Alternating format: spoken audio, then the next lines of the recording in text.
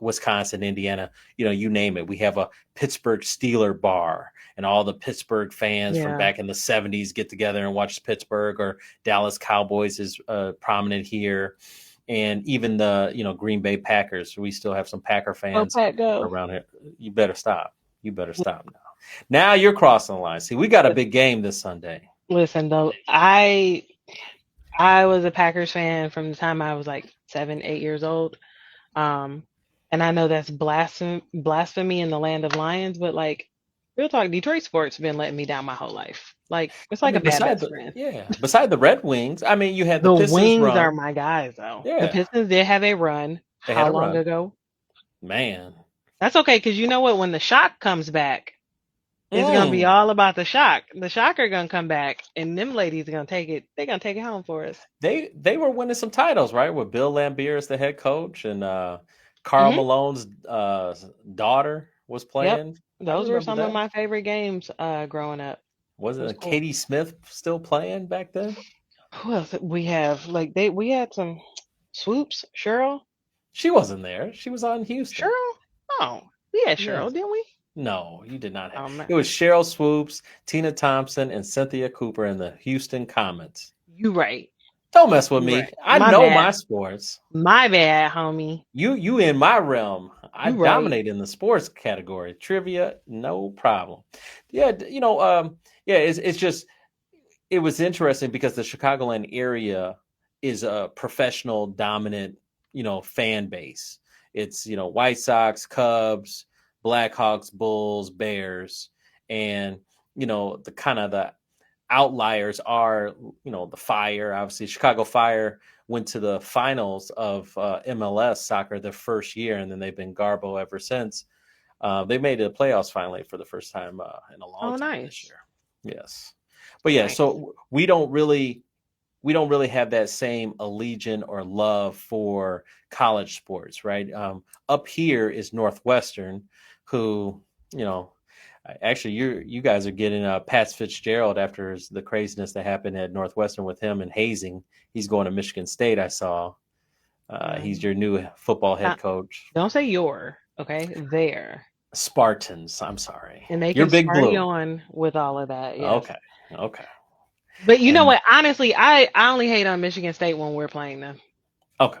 Other than that, I'm not gonna wear it. The only time I wear green and white is if I'm wearing my alma mater, Eastern. Go Eagles, right? Because we're green Okay. and white. So I'm not gonna wear a Ypsilanti. Sparty on my chest. Yep. Dave Chappelle calls it Ipsilipsy. Hilarious. Yeah. I, I feel like we've digressed. yes. I played ball at Calvin College. Oh, did you? Yes, I did. I'm Hmm, very familiar. See, I was closer than you think. you were. That's funny. Yes, we were talking about the rise of foreclosures. The rise of foreclosures. And is Okay, it so is it yeah. real or is it hype? I It think it's a little hype. I think it's a quite a bit of hype. So, I mean, there has been a what was it? 19 we're okay, so if we're looking at the year over year change, we're up 19% from 2024, but like look at the number we're working with. 140 million, right? So 37,000 foreclosures and like with the landscape of our economy, that I mean, I feel like we're not doing too bad. Um Yeah, but I think it's a lot of hype. There is a whole lot of fear mongering going on in the world right now around a lot of different things, and this is definitely one of them. I agree. But I also, talked about the spike, right? The spike that probably occurred just coming from the pandemic for 3 years, where the answer was zero, and then all of a sudden Yeah. now, everything's back to normal or the new normal. So let's talk about that. So the 2008, if we're comparing 2008 to 2025, so um it's really important to understand why, if we're reading or watching the news, why these big guys in economics are not really, they're not crazy worried about the housing market because it's just fundamentally different. 2025 is fundamentally different than it was from 2008. And we are in a more stable environment. Now, yes, both periods involved, right? They have similarities. So they involved high home prices. There were a lot of concerns, or are a lot of concerns about affordability. But if we look at the causes of what happened in '08 and what's happening now, they're polar opposites. So, like, all right, 2008, main problem was, quite honestly, irresponsible lending and excessively leveraging credit and equity that wasn't really there. Right. Whereas for us in 2025, it's more so of a lack of inventory and affordability. So our supply and demand crisis, which I know we're going to talk about later. And then 2008, once again, irresponsible lending, loan quality. Nina's Niva Sissus, right? So no income, no assets, no job. Just you have a pulse, sign here. Were you Whereas, speaking English right there? Neva Simba Simba. I was like, what? yeah, Nina's Niva Sissus. You No remember those? income verified assets, state Yeah. income Yes, Right. So our man, subprime mortgages, yeah. interest only loans were a lot more common then, and not just on investment properties. Mhm. Whereas now, right, our guidelines are what people describe as extremely tight, right? We've got higher credit standards, lenders who are being very strict about how they verify income, which I know people hate, but like we're trying to avoid another housing crisis. And then you've got inventory. So in 2008, we had a massive oversupply, whereas in 2025, we're at a historically low supply. Um, Equity. 2008, we people had very low to negative equity, right? Whereas now, 2025, we're at a record high in equity. Mostly because people don't want to refinance and lose their those low rates, but we're going to get to that later too. Um, 16 trillion in tappable home equity across U.S. 16 households. trillion with a T. That's T. crazy. That is crazy. In like 2008, right? Ton of adjustable rate mortgages that led to payment shock before those, before the rules and guardrails were in place to keep people safe from those. Whereas now we're at like 90% of 30-year fixed rate mortgages. So, and then the financial system altogether, right? It was completely different before it got revamped in 2008. So banks were leveraging and exposing people to toxic mortgage-backed securities, right? Your triple Bs, your Cs, um, which led the whole system to collapse. And now we've got regulations like Dodd-Frank and the CFPB for as long as it'll be around. I mean, everything you're saying is the reason why we're not. It's not another duplication of 2008. It's absolutely not. Yeah. It is absolutely Um, not. but we have to. I think overall we can't be passive moving into next year. We have to be No, aggressive in nature. And let's talk about some of the products, right? Products that are making a comeback into the marketplace, and products that we need to start paying attention to and seeing how we can take advantage of them. And let's talk about you got a closing coming up on Friday down not in today, Wednesday. Yes, yes, not today. It's not on today. Friday the 5th. The fifth, Um, but because they're today's the third. yes, but they are taking advantage of a product that, is making a comeback in the marketplace and needs to be used more often. What is it? They are. I'm very excited that they decided to do this. So, my clients who are closing on Friday are taking advantage of a buy down. Um, so we can do the options are a 2-1 buy down, a 3-2 buy down. So essentially what that means is you're going to take your current interest rate. So let's say that today's interest rate is 6%. Let's say that's the rate they took today. So what that means is if they're doing a 3-1 buy down, so the first year their interest rate is going to be 3%. Second year, their interest rate is going to be 4%. Third year, 5%, and in that fourth year, it comes up to the 6% that they signed up for. So they're lowering their monthly payments, and that was the goal. They bought this big, beautiful new house. I'm very excited for them. They have two small children, right? Two kids under 10, a dog under two. They're expensive. Um, and one of them just got a new job. We don't know how that's going to go, right? Um, so they wanted to mitigate their risk and go with a lower payment. So we're doing the buy down. Now, the beautiful thing about this, right? I'm sure people are thinking, well, what's the catch? Well, this just means that we have about 4 years to figure out what's going on in the market. They can refinance at any time in between there. There are no prepayment penalties. So next year, right? They can refinance if rates happen to go down enough for it to make sense. But the idea was that they are keeping their monthly payments lower for a few years while the economy kind of figures out what it's doing, while the housing market figures out what it's doing. That's super cool. I Yeah. mean, and once again, just for the audience to know, can they pay for that? Can everyone, when they're buying a house, pay for it out of their pocket, or how are they able to take advantage of this buy down offering? So the borrower cannot pay for it themselves. So it needs to come from either the realtor or the seller. Now, in this case, our seller was giving $25,000 in concessions. So, first thing we did was buy that buy down, and then anything left over went towards shaving their closing costs down. Um, and when it comes to a buy down, I mean, it's really just about having a good realtor, right? So we know that anybody can open a lockbox, right? But that's not what realtors are for. They're not just to show you houses, they are there to be your negotiator.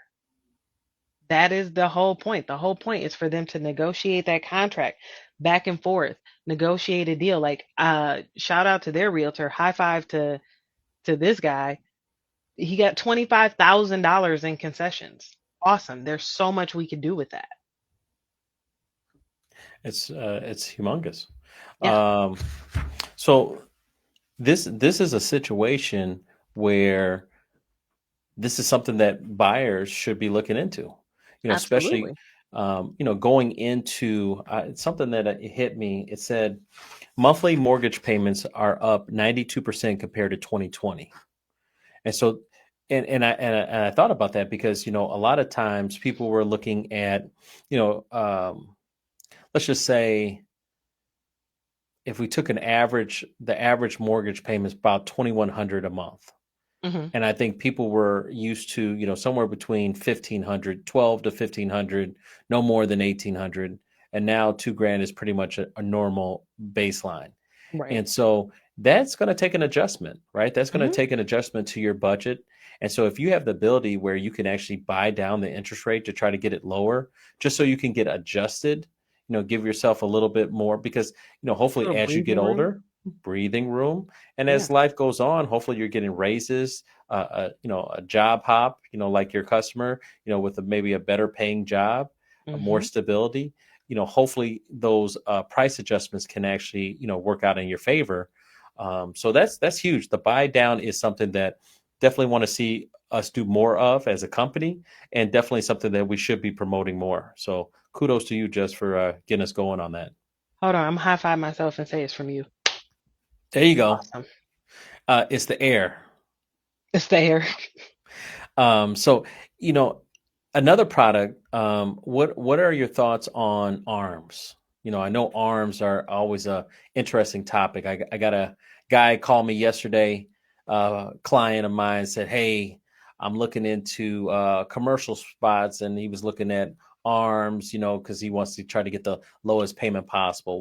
What are your what are your opinions on arms? Um, okay. Arms. Depending on, which one we're doing. Um, so okay. Pre 2008, I would have said, eh. Post 2008.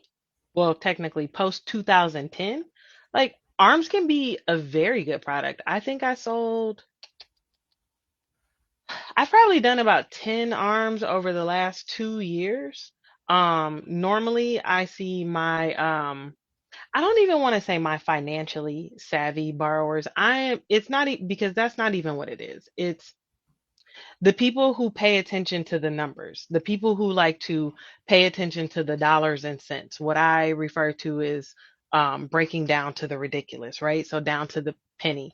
I mean, they are normally, you'll get a lower interest rate, initial interest rate. Um, I was pricing out arms the other day, and right now, well, no, 2 weeks ago, they weren't looking super great. But normally, right, we're lower rate, allows you some increased affordability. Arms are really, really good for short-term situations. So for instance, like I have a closing on Monday? Monday. Yes. All right. So I have a closing on Monday. And initially, they asked about an arm. It turned out because they only plan, right? We're doing a 30-year mortgage, but they only plan to be in this house for 5 years. Like Mm. they have a plan. So had arms been priced better at the time, that would have been a great option for them. It just wasn't right now. It just where rates are right now, that week that we needed to lock, it just wasn't looking too good.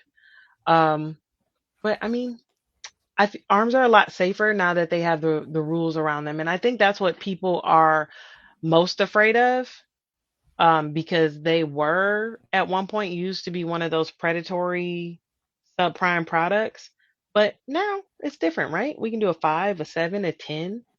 Um, but the biggest draw is the Yeah, I initial think payment. yeah. Initial payment. I think people are fearsome of the arm because of generations that have gone through and it didn't work out for them. Mm-hmm. I like that you reference, the longer terms are now being offered, the 5, 7. A lot of, previous 20 years ago, the only things that were being offered were 2 year and 3 year arms. And that didn't really necessarily give enough time for them to change financial habits, Right. adapt to the overall situation. So that really was a struggle that a lot of people face. So having the ability to actually kind of say, let me stop and pause and from a mortgage industry aspect, and let's try to give them something a little bit more sustainable, a more timeline, I thought definitely made them a little bit more less risky. But I Mm-hmm. think I think it's just a mindset that you sign the paperwork, and your friend or your neighbor or your coworker say, "Oh, you getting a 30-year fix?" Oh, no, no. I said, "Oh, don't do that. Don't do that." Oh, yeah. I And think it's a lot of fear I mongering. had that conversation about arms and reverse mortgages. That was an intense conversation this morning. But I think people also don't understand that arms are not completely open-ended. They have built-in caps that limit how much the interest rate can actually change. Hmm. So I think that was a big thing pre 2008, right? 2010. I say 2008 because we all know 2008, but the new rules didn't actually go into effect until 2010, which meant that administration took 2 years to rewrite all of the rules for the entire US financial sector, not just mortgages, everything, payday loans, car loans, whatever. Like that was intense and fast. And I mean, they've been keeping us safe. So, Yeah, and then kudos. before we go to housekeeping notes, what about DSCRs? I mean, that's becoming a common phrase in the space. Even consumers. I want one of those programs. I want one of those programs where I don't have to show my income. How does that work? So, all right. DSCR loans, for right? These are for investors. So let's be clear about that. Because people just don't know what they don't know, right? Um,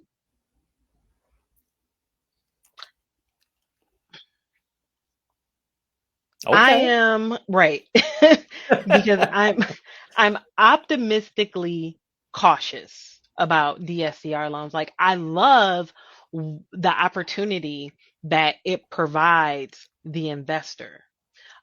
So for those of you that don't know, DSCR loans are all based on the cash flow of the property. So if I'm an investor, instead of qualifying off of my income, we're going to qualify the loan based off of essentially how much rent you're collecting. And in its simplest form, if you're collecting enough monthly rent to cover the mortgage payment, we're probably going to be good to go. Um, DSCR loans do have prepayment penalties, they do have higher interest rates, they require larger down payments. Okay, cool. Right? We'll call those, I guess we call them cons. They're really just safety measures. Um, but the pro is right that we're not looking at my income, we're looking at the income of the property, which allows me to go buy one, two, three, four. I say I'm optimistically cautious because there's only so much control the investor, the owner has, right? So if I have 10 properties under these DSCR loans and then a global pandemic hits and people can't pay their mortgages, they may fall like dominoes. I mean, they can't pay their rent, right? They could fall like dominoes because all of this is based off the income of the property. Um, but on the other hand, I do like the opportunity that it creates for investors. And guys, when I say investors, I am not talking about these companies that are snatching up loans left and right. These big corporations, right? Or these people who live in one state and then go buy 3 blocks in another state. I'm talking about the everyday you and me human who has made a quick LLC to hold these properties in, or maybe you're doing it under your own name. I'm not talking about these big guys. Not right now. I'm just talking about the everyday person who's looking for a little bit of extra income. They the thing that makes it better than, maybe let's stick with the 2008 segment, was that loans for investors back then were 5%, 10% down. Mm-hmm. These all are requiring 20% down 20%. products. So Yep, so in theory, if we run into that scare, global pandemic scare, people aren't paying their rents, you should have the ability to sell your property. Before the, even if the softening, you should be able to still be able to pay two realtors, sell, or pay one realtor with the new rules and laws, and get out unscathed. And so I think there's more of an exit strategy that they have for sure. implemented now, with the more equity that you put down. So, and case in point, it has limited investors, right? Hmm. Because 20% down is a big nugget. I mean, so I was talking to a lady this morning, and she was like, "Hey, I want to buy an investment property." And I was like, "Well, how much?" She's like, 110,000. And I was like, "Okay, well, with closing costs and down payment, you probably going to need about 32,000, just ballpark." Hmm. And she was like, "Whoa."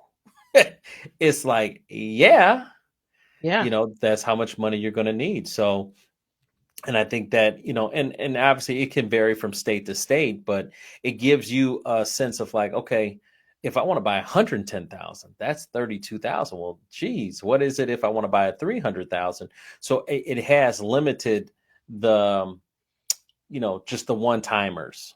yeah. You got to be serious about it. Like the DSCR, you're people aren't just oh, let me drop 10,000 and see what happens, right? Correct. If you're getting into a DSCR loan, you are serious about maybe it's only one investment property, maybe it's two, but you are serious about it. Um, it's not something you're just gonna let go of when you're not interested anymore, right? You're Correct. not just going to let it falter. You want your money back. So you will put the effort into keeping it up and then selling it if need be. Correct. All right, let's get to some housekeeping notes. Housekeeping. Jess, how can I get a hold of you? Ooh, so as per every week, I am going to throw a link in the chat. By the way, guys, if you end up following me, whether it be Facebook, Instagram, Send me a DM. Say hello. Let me know that you are a new follower and you found us on this YouTube show. So you can reach me at Jess Ford at jfordcorp.com. jfordcorp with a P, but don't worry, it's going in the chat. Give me a call. Shoot me a text if you have questions. 313-673-6108. And for YouTube, I just dropped my link inside the chat. Instagram, I'm going to do the same thing over here. I'm going to drop my link inside the chat. Super cool that you were able to set up Instagram. I'm so like jelly. Well, I would like to That's invite you great. next week. I'll set it up and you just have to accept the invite. I think I'll say yes, maybe. Huzzah! Oh my goodness. Yes, this episode today is sponsored by Epic Mortgage. Whether you're buying, investing, or refinancing, call Epic today, 708-905-5300, 708-905-5300. It's your dreams, your goals. Let's plan together. Now, if you are looking for a holiday gift, Jess, is right around the corner, 3 weeks, T minus 23 days, I believe, somewhere around Mm-hmm.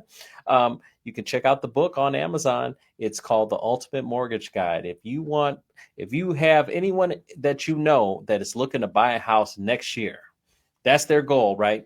You know, we always have our New Year's resolutions are coming up.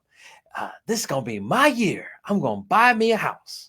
Then they need to check out the book, get your learn on, get prepared, understand different strategies, understand different products that are available to you and broken down for you.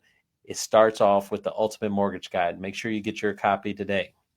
And after the show is over, if you're on LinkedIn or Facebook, definitely want you to go on to YouTube, check out our latest Epic Spotlight. It's with Audrey Earhart. Audrey Earhart is the CEO of Practice 42.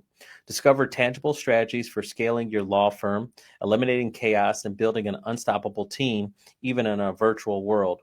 Audrey shares her inspirational journey, the best kept secrets for firm profitability, essential estate planning tips, and the latest crucial legal industry updates. Whether you're a law firm owner, business leader, or seeking fresh leadership insights, don't miss this extraordinary episode packed with actionable guidance, motivational stories, and the keys to transformative success in law, life, and business. I had a great time with Audrey. She brought a lot of energy. It was really fun. So definitely after the show, make sure you check it out. Audrey Earhart, Epic Spotlight Podcast. And then we do have some preferred listings. And you know what was interesting? I had a conversation today. I speak a lot. I talk to a lot of people. And so I Mm-hmm. was speaking to someone today about the preferred listings. And the lady said, "What is that? What is that?" And I was like, you know what? These preferred listings are listings that we know the listing agent. And what that can mean potentially is that we may be able to get our offer accepted over someone else's because we know the listing agent, they know the type of work that we do at Epic Mortgage, and they feel comfortable that, hey, if you can bring us a buyer, we might just say yes to your offer. No guarantees, no 100%, but it gives you a likely chance. So if you're out there and you have been pre-approved and you've been looking, and you can't find what you're looking for, and maybe one of these houses fits the mold for you, hey, this house works for me. It'd be great to get pre-approved with Epic Mortgage, and that listing agent might say yes to your offer. How's that sound, Jess? Does that sound amazing? Sounds amazing to me. I thought so. So people were asking me, so what does that preferred listing mean? So we do have some preferred listings, and then you put it in the chat. I'm going to put it in the chat here. You can find all properties that we have available on my website, danteroyster.com. What's super cool, there you go, danteroyster.com. What's super cool about it is that we have about 14 preferred listings right now. So these are ranging from condos to multi-unit to single-family homes. So you can take pictures and look at all of them on danteroyster.com. So make sure you check them out. A couple that I wanted to stick out today. We just got a hot one. This is a 4-bed, 2-bath, 3,000 square feet. Mm. 3,000 square feet going for 265. It's 770 Sibley Boulevard, Calumet City, Murtis Baton. Call her 708-715-6414. This actually has a preferred loan officer who happens to work for Epic. So contact Shinneray Patrick 773-454-9740. 773-454-9740. Ask for Shinneray Patrick. She can help you grab this one. This actually is the only property that's not on my website, but this is a hot one that just popped up. 4 bed, 2 bath, 3,000 square foot, going for 265. I don't think it's going to last long, to be honest, Jess. But that's gotta go. But we do have 12707 Simbay Court in Jacksonville, Florida. That's a 4 bed, 3 bath, going for 388. Contact Charday Nix 904-520-8041. We have a condo, 2 bed, 1 bath, 2030 East 72nd Place, Unit 3D, going for 99,000. Who says affordability is lost? Contact Evelyn Woods 773-718-9742. We have a multi-unit building, 6832 South Bishop in Chicago, 6 beds, 3 baths, going for 240. Contact L'Oreal Flowers, 312-774-4230. And we have a very nice single-family house, 445 West 125th Street, Chicago, going for 294,965. It's a 5 bed, 2 bath. Contact Sebastian Kupiec, 773-430-8988. All other properties are available on my website, DanteRoyster.com. Now, The link for your book, The Ultimate Mortgage Guide, is also in the chat. So if how you come did you here know every that? Oh you my come here every week thinking, oh man, I'm gonna look it up after, no worries, just click on it now. Save the tab. Super cool. Thank you, Jess. Techie. I got you. All right, so maybe you're not Julie Jinks. Okay. All I'm right. not all the time. Look at me copying and pasting links. OMG. Let's see how you do. All right, so we have some questions here. Let me try to get to some. Adam writes, do you think that the rising foreclosure numbers will actually shift buyer behavior? Ooh, Mm, does anybody pay attention until it happens to them? yeah, till it happens to them. I don't think so. Because okay, so we're also not in an environment like again post 2008 where all of these homes were foreclosed on and everybody was going to buy the foreclosures, right? So there are so few foreclosures. Like I said, I know it sounds like a lot, but like it's 3 out of 100, right? So we're not just sitting where entire neighborhoods have a foreclosure every other house. These are spread out few and far between over 7, 8 states. You Mhm. know, so I don't really think it's going to shift buyer behavior. Yeah, I think I was talking to an insurance agent and we were talking about life insurance and how most people don't have life insurance until it really affects them. So they need life insurance. Right. Yeah. Or they've been a part of a funeral where everyone's passing the hat to try to Hmm. cover, and then like, dang, I don't want that to happen to me. I better get some life insurance. So I really feel like the foreclosure has to happen to you before you really feel like it can actually impact you. So I don't think it will shift buyer behavior. It is more noise and distractions that you'll hear in the news, and the news sells fear. Um, maybe Absolutely. so maybe a couple stragglers that still watch the news and still pay attention might be like, oh man, I don't want that. But I think right now we're in a declining interest rate market, and it's going Hmm. to further decline potentially next year. So I think we're in a good space overall. Vince chimed in. He says, sell the house and start over. What's up, Vince? But yeah, for real, sell the house and start over. I get it. I'm assuming he's talking about our DSCR conversation based on where his comment is. Probably somewhere around there. Yeah. um, I think overall that's a strategy that you can use, right? If the house is overwhelming, and especially if tenants aren't paying, that's a Hmm. problem. I think you may have to press the reset button. And you know what? I love that. I love that Vince just said that, right? And you using the word reset. Most of us listening on this call, right, are of a certain, we're in a 3 generation gap, right? But we all know when we play video games and you lost your third life, you just started over. Okay, Mario's gone, let's do it again. And I think that people forget that while there are few things in life where you get a do-over, this can be one of them. You can start over, you can do it again, because you are going to learn by experience. Sure. I mean, we're all human. We're all going to make mistakes. All of us. No Hmm. one is going to be left in this world that did not make a mistake. I have made multiple mistakes, and you learn from them. And I think the key to anything in life is what do you do afterwards? What do you do after? How do you react to it? How do you handle it? Absolutely. Keep moving. I have a client, haven't spoken to her in years, but when things were to happen to her, she would kind of go into her shell, and she would Mm, just, and she would really shut down for weeks to days, and it was hard to get a hold of her. And I said, so I started calling her Turtle. I said, Turtle, turtle, turtle. I need you to come out your shell, please. I would leave her messages like, Turtle, Yeah. I need you to come out your shell. We got to get this done. Like, I understand, something might be going on, whether it's in your personal life or in the business that we were trying to conduct, but I need you to come out that shell, Turtle. Come Yep. on. You got to peek out that head and go to work. So I do understand. I mean, life is going to happen. Life be lifing, was what I was saying yesterday, and we have to make adjustments and make it happen. So, but yeah, that is a great example. I got a question from Rick. Do you think 26 will bring more opportunity or more pressure for buyers?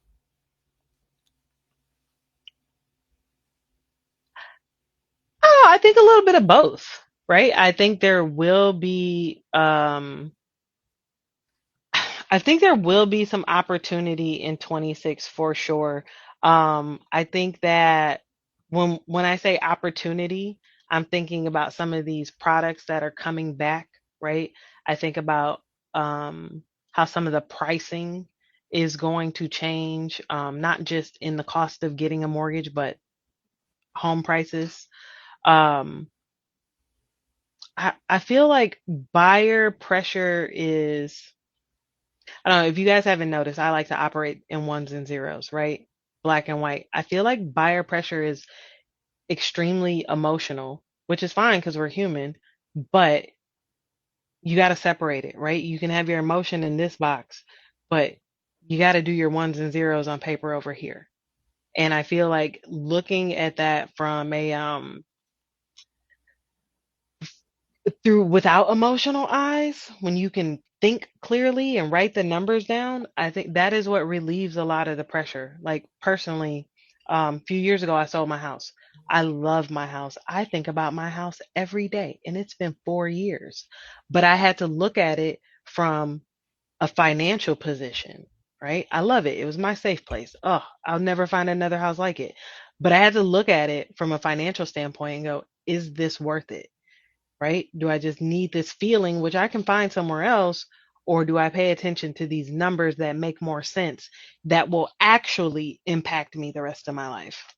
Mm. So, a little bit of separation, right, of the thought patterns, and then find a way to bring them together where you're happy, but also successful. I I talk about my client this year that we started a plan 14 months ago. Hmm. And the first step was we got the line of credit.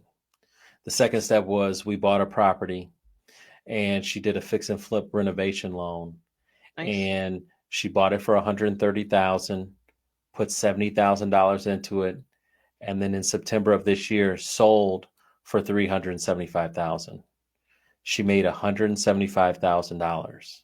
Nice. And that phone call of just rejoice after, check cash and it cleared in her account. And she said, "Don't do it," in only the way she can say it. And just that screech of just pure happiness. That's And awesome. yeah, I mean, so, and I say that to say because it's 2025. There's, Mm. values are going up. There's no opportunity out here, so it's all what you want to plug into. Right. and I want this channel to be a plug of positivity and light and optimism of what's possible. So I'm going to always say, hey, 26 is going to bring more opportunity, and you just have to be ready when it comes. They talk about, oh, what is it? Luck. It's when preparation meets opportunity. That's the definition of good luck. So to be lucky is to make sure that you're prepared. That you're pre-approved. You know you got the strategy that you want to implement, and you're ready to go. So I think there's tons of opportunity. There's always is opportunity out there. You just have to be ready, Right. and she was. So kudos to her. That's And awesome. man, Christmas at her house, man, I wish I was one of those kids. Right. Man, That's awesome. I needed Santa needs to put a list. I need a mail, like, here's my list. So that's funny. All He's right. just kidding. We can't take kickbacks. No, Little no law joke. kickbacks. No, no kickbacks. No. Mhm. How can a new investor capitalize off of the foreclosures? Oh, I think that's a pretty simple one. So, one, if you're tracking the foreclosures in your area, which is absolutely a thing you can do with the power of Google, um, most of the time, depending on where you are, right, especially in like largely populated urban areas, metropolitan areas, a lot of these foreclosures are just going for taxes, right? People got behind on their taxes and couldn't keep up. Um, so if you can buy a home for taxes, you're walking into a whole lot of equity, which is great, right? Do a DSCR loan, get a renter in there, have them in there for a little bit, and then pull some equity out of that home, go do it again. And then Exactly. again, it's a wash, rinse, repeat kind of system. Um but let me okay, just one quick piece of advice, everyone. If you are looking at foreclosures or rehabbing, right? Do yourself a favor and stay in one area. Try to look at for these properties in a 1 mile, maybe a 2 mile radius of each other. The closer you can get them together, the better. Because you're going to end up creating your own comps. You're going to drive the value up of all of the houses around you. So to buy a house here and then buy a house 15 miles away, those two houses can't help each other. Mm. Okay, those two transactions they're just completely separate. They cannot help each other. But if you can pick an area to focus on, um because when we look at appraisals, we're looking at what sold in the last 90 days in a 1 mile radius for the most part. um Create your own comps, especially if you're going to flip. I like that. It makes a lot of sense to create your own comp, stay in areas that you're comfortable with, stay local to where you are. I think that's the key. It's like, instead of and sometimes it's a shame because it's like you hear of these opportunities, and you see them, but it's like, that's 50 minutes away from me. I ain't dry. I mean, because you have to think about it. Like, what if the roof collapse, or what if there's a break in? I ain't driving there. Right, you have to, right, the emergency, right? If you don't have a property management company, and even if you do for like a roof collapsing, you need to be there, show up. Correct. But like if it's something where like, okay, I'm gonna manage my own property and a pipe burst, you don't want to have to drive an hour to do that, right? Correct. You want to, and also, if it's me, right, I want to be able to drive past my property every now and then and go, hey, you still there? All right, cool. I see You know, you. I see you. Yeah. hey, No, I right? get it. I get it. No, yeah. Investing within your own community is probably is a great opportunity, and that way you can see it, have visible touch to it if you needed to, and not be too far away. So, I think that's how you capitalize. But yeah, just Google. Yeah, for foreclosure, you can Google looking at foreclosures. Very, very easy. You can break it down by city, county. All right, let's keep it going. We got a couple more, and then we'll get this wrapped up. What is the biggest signal that a correction is actually coming? Inflation, Right? interest rates. interest rates decline breeds inflation. Inflation breeds we got to spike up prices. I mean, there's a lot of I guess it depends on what correction are we talking about. I I'm assuming that one, Rob, great question because it opened you are talking about so many different things at once, right? So many things that affect each other. But if I am assuming that you are talking about values, home values and maybe like the cost of interest rates, I don't know, man. um It's just, it's been a weird, this has been a weird year. This is the first time in 16 years that I can't confidently say, okay, I can see what's coming.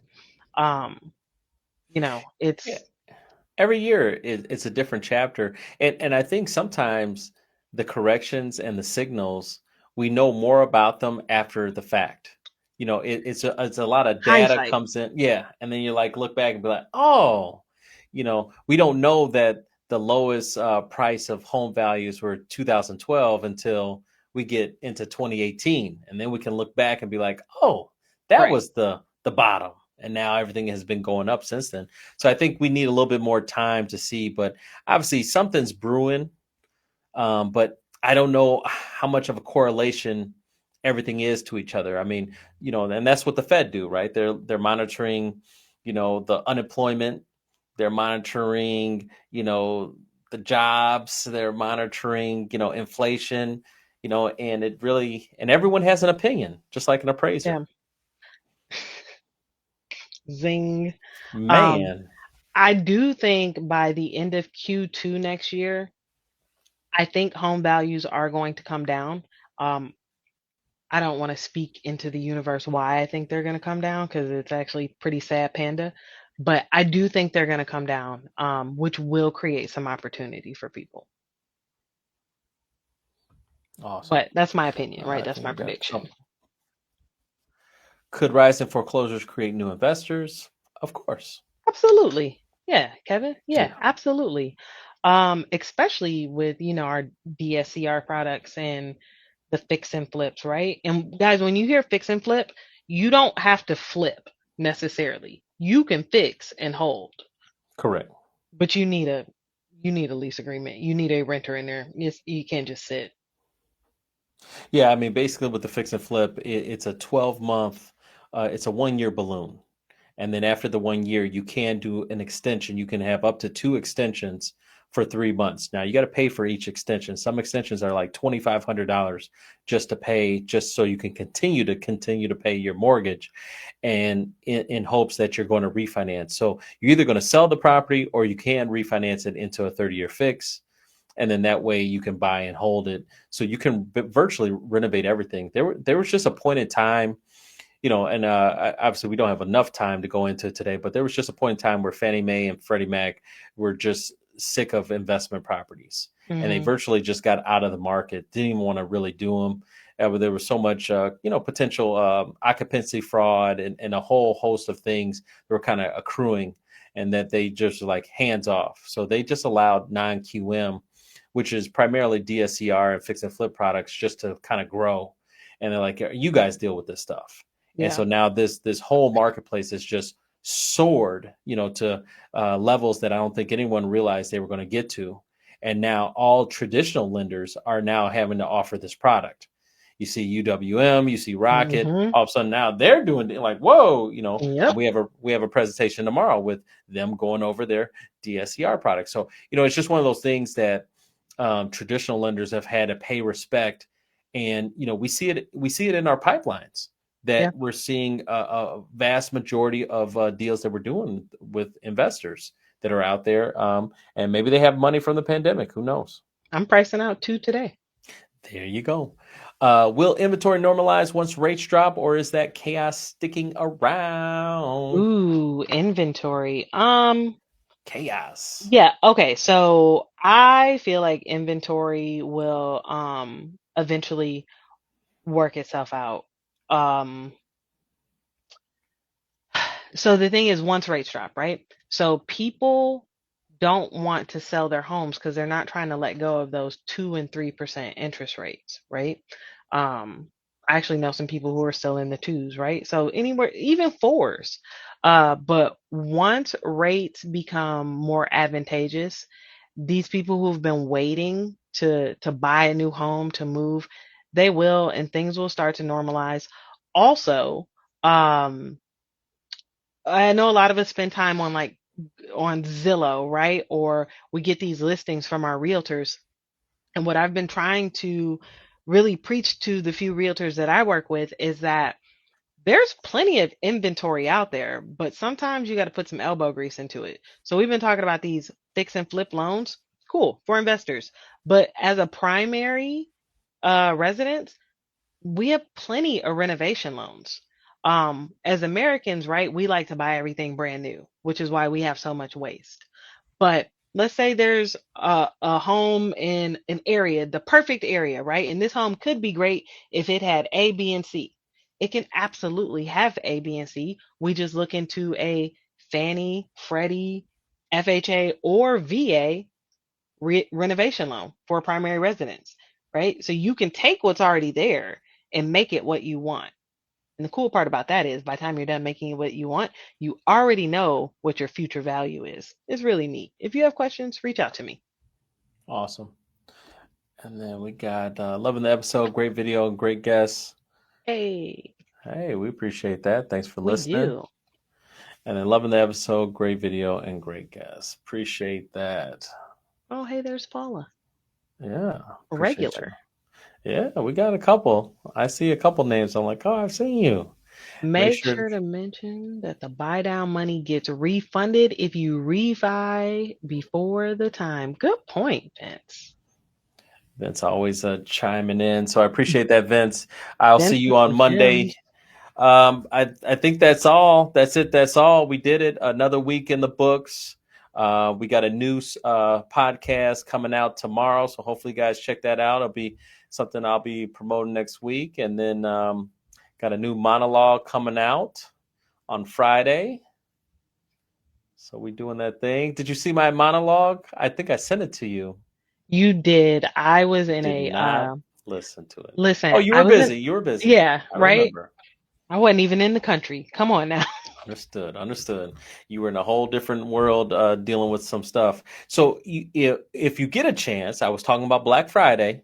I will listen to it today Okay, I was listening to Black Friday. before 5 p.m. Eastern Standard Time. There we go. Just a little tidbit. Tell me what you think.